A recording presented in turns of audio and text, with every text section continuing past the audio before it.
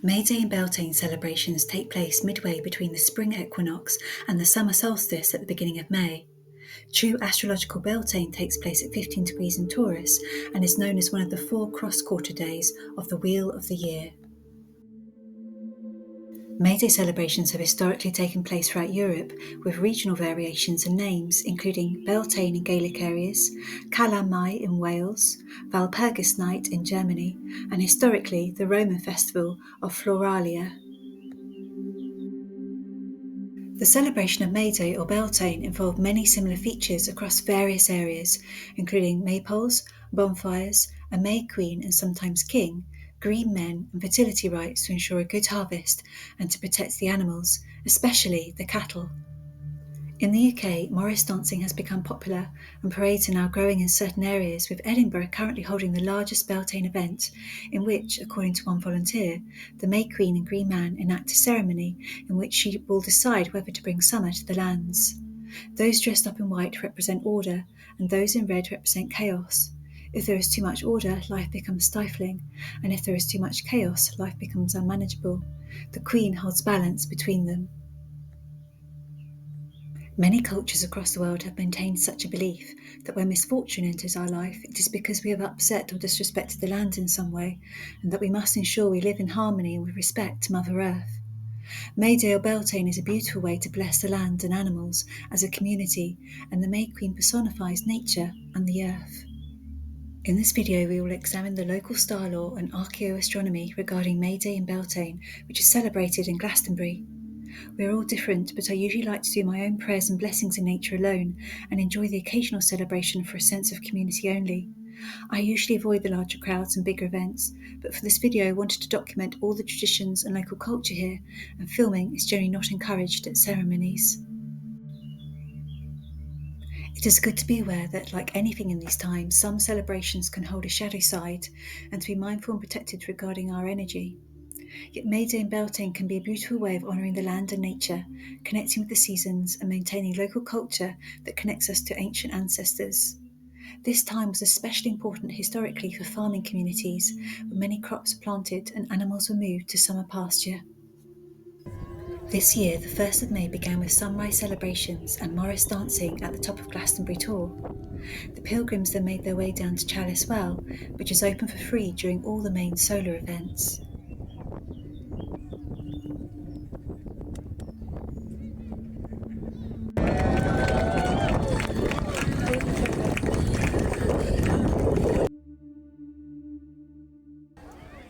At Chalice Well, a Beltane bonfire was held in the morning, followed by meditations, maypole dancing and music.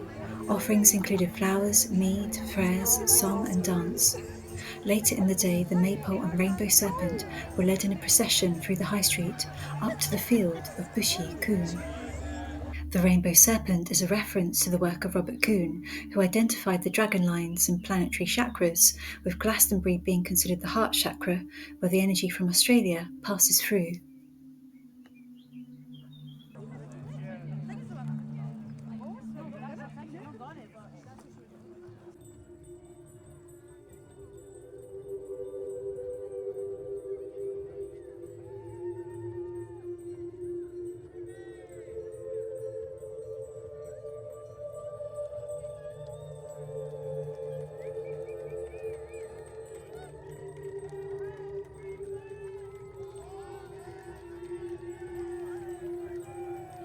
At Bushy Coombe, the May Queen and King share blessings and a ceremony was performed with the maypole to bring fertility to the land. The celebrations from here onwards can get a bit wild, and the polarity of order and chaos is evident throughout the day. The Beltane Festival is a revival here, having been established in 2007 and is still developing itself. The word Beltane is Gaelic, whereas folk in Somerset would have spoken Brythonic Celtic dialects in the past. However, these were mostly destroyed and lost during the Saxon invasions. Discussions about Celtic culture are complex, and there is a need to consider intent and whether we were coming from the heart or the mind. Some people here also have Irish ancestry. 2 of my grandparents were Gaelic speakers, for example. The Beltane word has been adopted by many revivalists and in pan-Celtic traditions across the world to describe this cross-quarter day in the wheel of the year, which is essentially astrological in basis as a solar event and can remind us of our unity and not what divides us.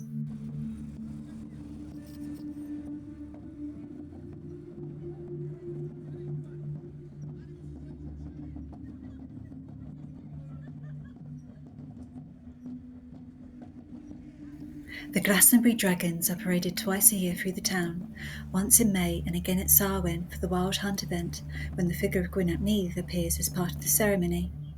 At Beltane, the red and white dragons are brought past the red and white springs up to a hill where they engage in a mock battle, representing the battle of the seasons, with the red dragon symbolising summer and the white dragon as winter. Somerset's flag is symbolised by a red dragon on yellow, and the word Somerset means the people of Somerton or summer settlement. It is thought that this town was occupied in summer months when the cattle were taken for pasture.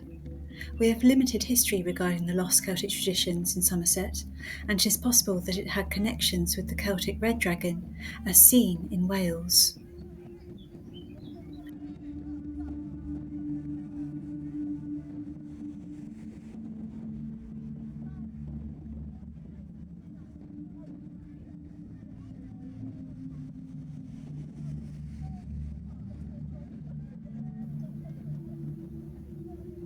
In Geoffrey of Monmouth's The History of the Kings of Britain, the red dragon represented the Celtic Britons, while the white dragon represented the oppressing Saxons. In his book, according to the prophecy of Merlin, it was said that this oppression would end by the rise of the Boar of Cornwall, which some interpreted as Arthur, who gained some temporary victories. Yet Merlin predicted many calamities would eventually ensue over time, mirroring the end of the age, as depicted in the Book of Revelation. The return of Arthur has been spoken about in many myths. Arthur, it could be said, represents a leader or archetype which can honour all aspects of consciousness with compassion, while also maintaining good boundaries and being selective regarding activities or company. This is an archetype we all can access, and strong aligned leadership is vital for these times.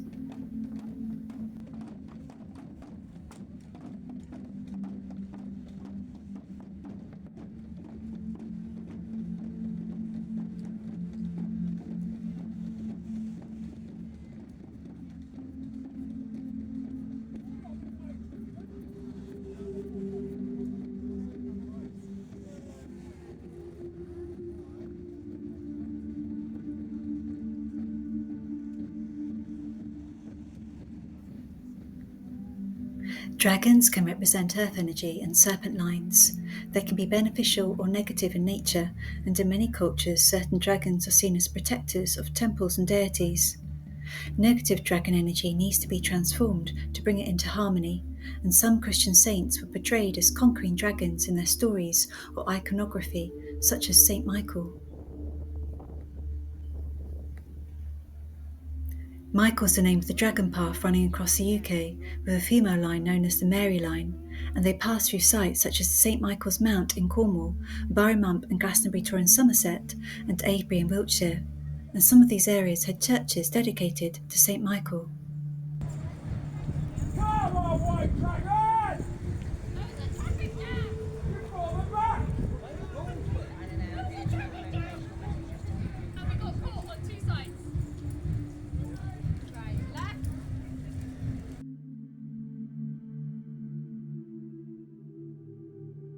St Michael's Tower on the top of Glastonbury Tor and its name of the Dragon Path shows a Christian influence for the protective energies holding the line. St Michael acted as a warrior archangel and protector, yet the oldest name for the protector of the Tor was Gwyn ap Nudd, who protected the people from demons according to mythology. Gwyn was part of the fairy folk of Don, who was known as Danu in Irish mythology. Unfortunately, Gwyn's role was misunderstood, and he was demonised by a Christian monk, St Colin, who was steeped in the patriarchal conditioning of his times regarding nature and the nature spirits which God created before humans. Pagan festivals which honoured the land and the nature spirits were also judged, and the disconnection between people and Mother Earth deepened. Much of the old culture was sadly lost and replaced with dogma. Other esoteric Christian mystics have been more open-minded. The mystic Saint Anthony once met with a Christ-loving faun while walking in the deserts, and he represented an open-minded, respectful yet discerning attitude towards nature and the nature spirits, which is needed in these times. Reformism is key for the continuation of Christianity, regarding the sacred balance between the masculine and feminine wisdom beneath all of the dogma, to recognise Yeshua and Mary as equals. Gwyn ap Nudd, the king of the Tor, is now being honoured once again, and he is celebrated at Samhain. And inside the White Spring, there is an altar of a horned god known as the King of the World of Faerie.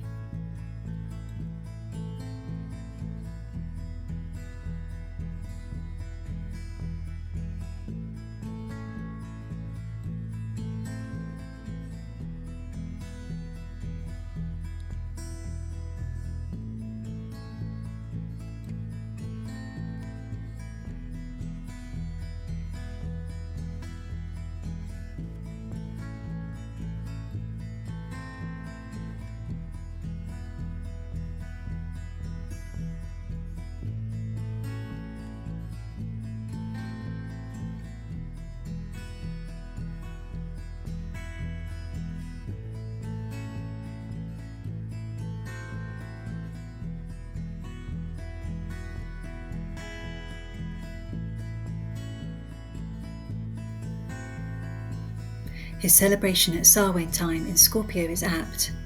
According to the Mabinogi, Gwyn kidnapped Creiddylad just before her marriage to Gwyfyr. However, Arthur stepped in and decreed that Gwyn and Gwyfyr would battle every May Day until Judgment Day, when the one who triumphed would take Creiddylad.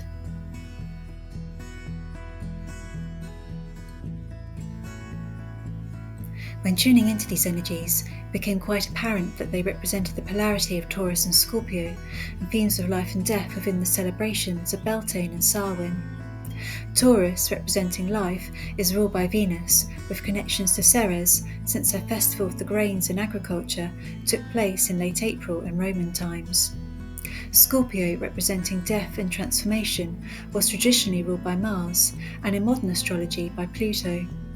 Samhain or Halloween is a time to remember the dead saints, spirits and ancestors as we prepare for winter, whereas Beltane or May Day is a time to celebrate life and enjoy the coming summer. In Tarot, the Judgment card relates to Pluto, who in mythology was lord of the underworld and guardian of agricultural wealth with Persephone. It is down in the subconscious where Pluto can guide us to show us our patterns, lessons and hidden gifts in order to transform and grow. Scorpio is also the sign of mysteries, transformation and the occult, and ruled by Pluto. By Pluto's judgment, we learn our soul lessons, karma, and understand that we will reap what we sow. Scorpio can bring depth to our life, but its intensity needs to be in balance with the lighter joys of its polarity in Taurus.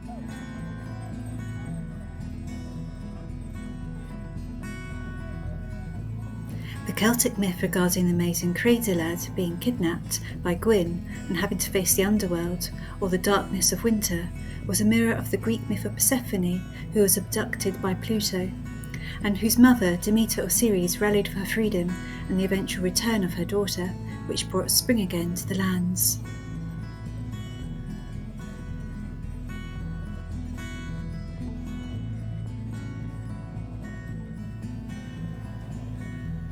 Gwyn, it could be argued, played the role of Pluto, while his rival, Gwyfyr, whose name literally meant everlasting battle or victory, represented the energies of Taurus, of life, fertility, and the coming of summer. In the oldest text we have on Gwyn, the Black Book of Carmarthen, written in the 13th century, Gwyn was described as a fairy and the lover of Creiddylad, with no mention of a competing rival, and his name meant blessed, white, or bright. He was a horse-riding warrior, the hope of armies, with a dog called Doramath, and he was an escort of the dead, a psychopomp, which again shows very scorpionic energy.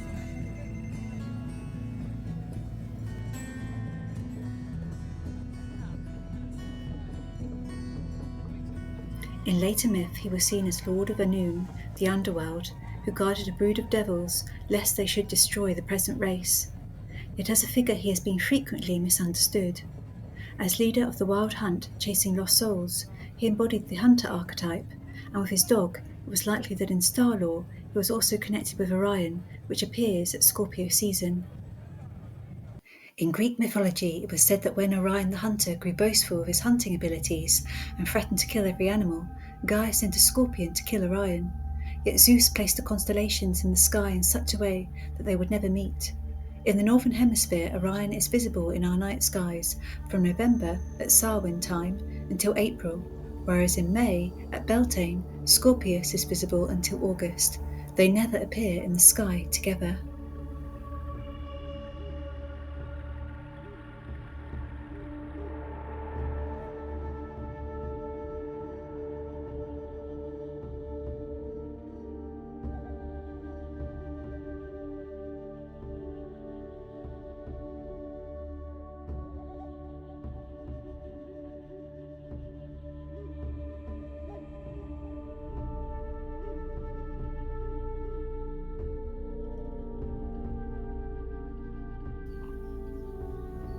Orion appearing at Samhain represents the season of Gwyn or winter, and he disappears by May Day time, whereas Scorpius with its bright star Antares appears at Beltane and represents the conquering Gwynfyr or return of summer.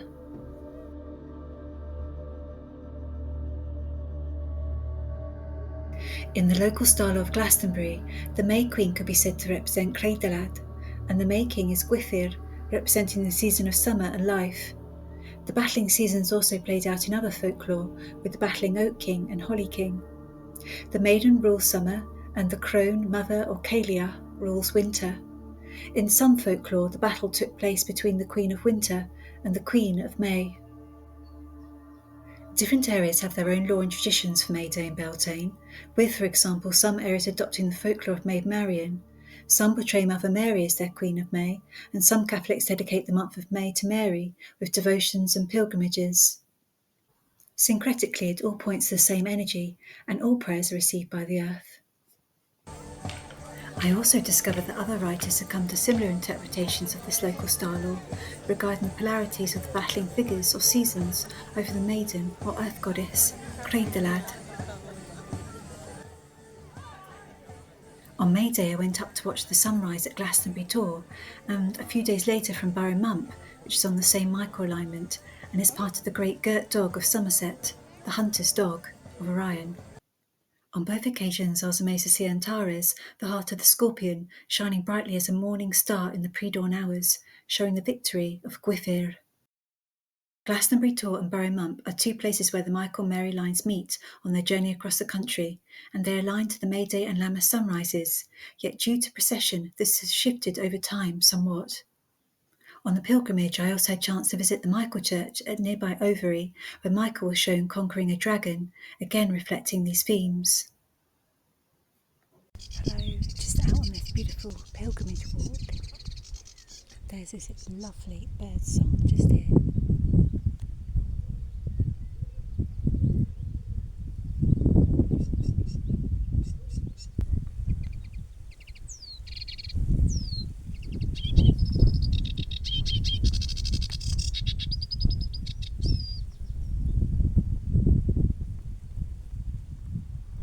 Over time, much of the older cultures were destroyed or dominated by more patriarchal societies, and although our history books can provide us with facts or data regarding what has survived, understanding the archaeoastronomy and the alignments of sites is also key.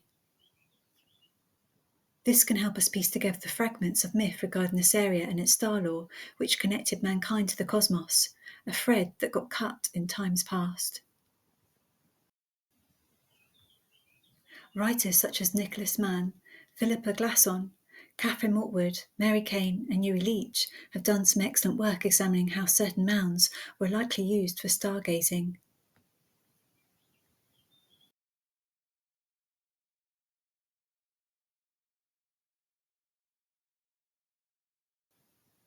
These sites had precise alignments, and the stars or constellations which would have been relevant for them included Orion, Sirius and the Great Dog, the Great Bear Arthur, Draco or Uther Pendragon, and Scorpius, as well as the Sun's ecliptic cycle and the Moon's 19-year cycle.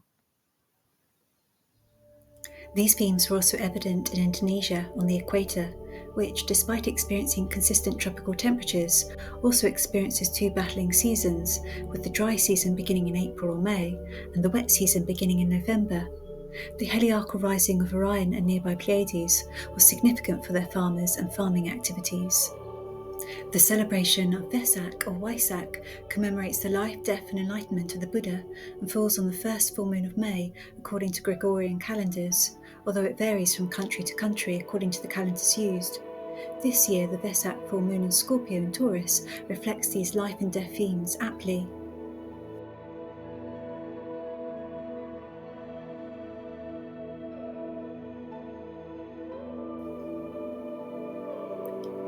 Every year at Vesak, pilgrims walk between three temples towards the largest Buddhist temple in the world, Borobudur.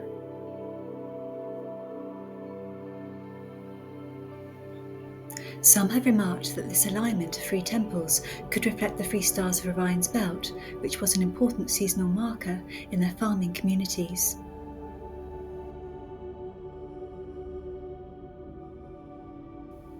The Buddha understood that suffering and karma kept people in a continuous cycle of death and rebirth, and his insights were very aligned to these themes of life and death.